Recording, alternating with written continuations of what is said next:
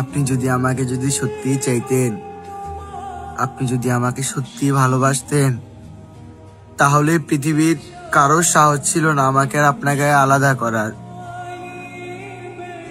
আপনি আপনার মায়ের মাথার উপর হাত রেখে বলতে পারছেন যে আমি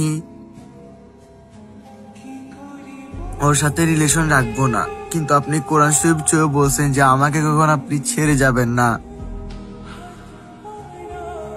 আপনাকে ভালোবাসাটা কি আমার পাপ ছিল, নাকি আপনাকে ভালোবাসাটা আমার ভুল ছিল?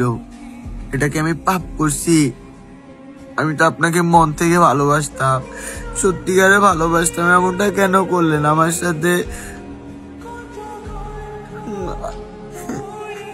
আমি শেষ হয়ে গেছি ভাই, আমি শেষ হয়ে গেছি।